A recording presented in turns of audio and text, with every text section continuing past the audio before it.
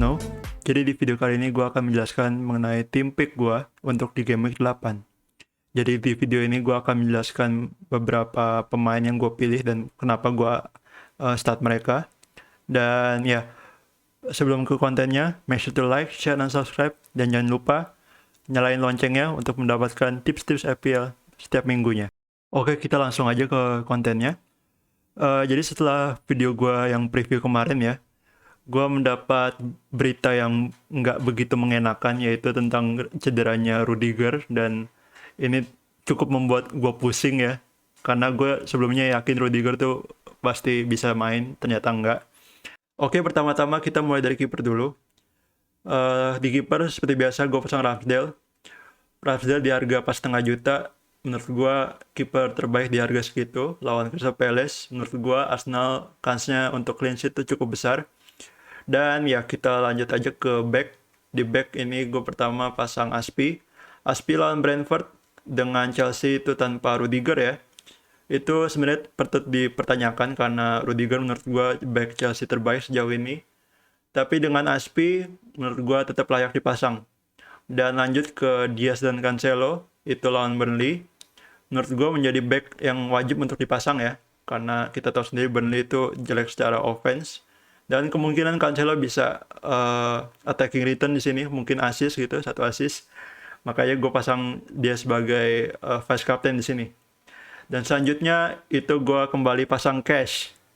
Cash lawan Wolves di home itu ya sebenarnya chance-nya Aston Villa untuk clean sheet itu secara ini ya, kalau kita pikir, kalau kita secara akal sehat itu nggak gitu besar, tapi somehow statistiknya menunjukkan bahwa si Martinez, kipernya Aston Villa, itu udah clean sheet lawan Wolves itu udah 3 kali. Jadi ya menurut gua bisa kemungkinan aja si Aston Villa bisa ini ya, bisa clean sheet ya.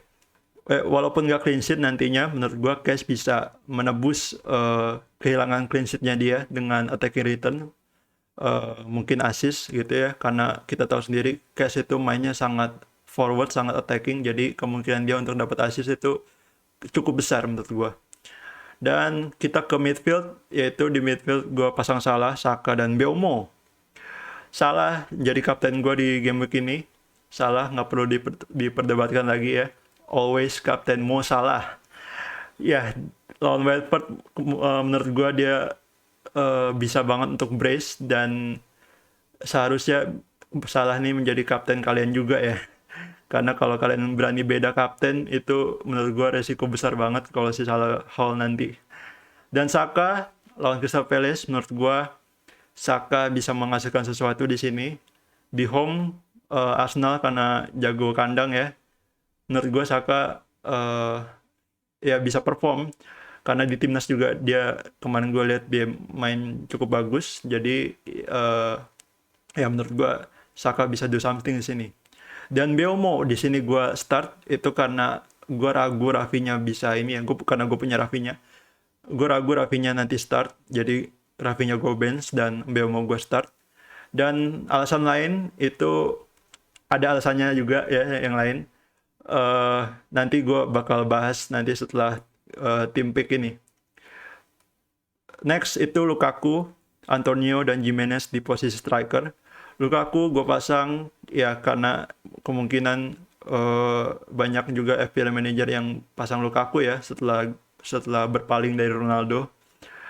Menurut gue Lukaku lawan Brentford chance-nya untuk mencetak gol menurut gue cukup besar. Tapi ya lagi-lagi Brentford itu defense-nya cukup solid ya. Dan Antonio lawan Everton itu ya, Everton sebenarnya ini fixture yang agak tricky ya, karena Everton menurut gua defense-nya nggak gitu jelek, cukup bagus. Tapi kita tahu sendiri Antonio itu XG monster, dia sering mengancam gawang lawan ya. Jadi menurut gua Everton bisa kejebolan dengan salah satunya dengan Antonio di sini. Lalu Jimenez lawan Aston Villa, ya menurut gue kalau Wolves jebolin gawang Aston Villa itu pasti salah satunya yang berperan itu Jimenez. Jadi menurut gue Jimenez bisa do something di sini. Dan di bench itu gue pasang Foster, lalu Rafinha gue cadangin karena ya gue ragu Rafinha bisa start di sini, jadi mendingan gue cadangin ya. Karena kalau misalkan Rafinha nanti di bench terus dia masuk di babak kedua dan nggak ngapa-ngapain, jadi cuman hasilin 1 poin, menurut gue itu rugi besar, jadi mendingan gue pasang Mbeumo. Dan selanjutnya ada Douglas Luiz, itu jadi bench warmer gue aja. Dan Rudiger di sini belum gue jual karena gue mau banking the transfer ya, gue mau nabung transfer. Dan kemungkinan dengan gue punya Rudiger di game week depan ya, game week 9, kemungkinan gue bisa jual dia ke Trent Alexander-Arnold. Karena setelah gue kalkulasi, setelah gue coba-coba, duitnya ternyata cukup untuk dapetin Trent lagi. Jadi ya, menurut gue dengan banking transfer ada upside-nya lah. Dan next gue bakal jelasin kenapa gue start Mbeumo ya. Kemungkinan ini jadi decision kontroversial gue ya. Karena sebenarnya nggak masuk akal aja gitu. Mbeumo lawan Chelsea gue start. Chelsea kita tahu defense-nya bagus. Tapi ada fakta menarik setelah gue research. Yaitu laga nanti lawan Brentford. Si Chelsea itu bakal di wasitnya. Si wasitnya itu bakal si Anthony Taylor. Yang mana Anthony Taylor itu udah sering kadalin Chelsea. Jadi Chelsea di bawah Anthony Taylor itu udah berapa laga itu mereka cuman menang 2 kali, terus 9 draw or losses, terus kebobolan 5 penalti dan 2 red card. Jadi Anthony Taylor nih suka ngadalin si Chelsea gitu.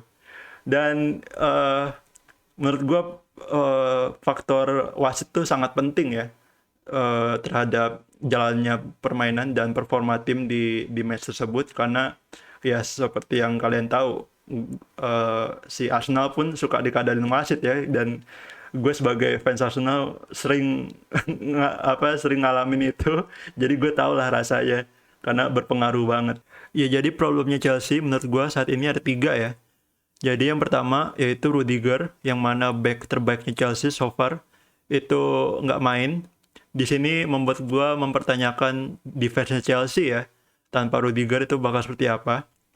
Dan kabarnya Rudiger itu bakal digantiin sama Chalobah. Jadi Chalobah bakal main di back kiri ya, back tengah kiri.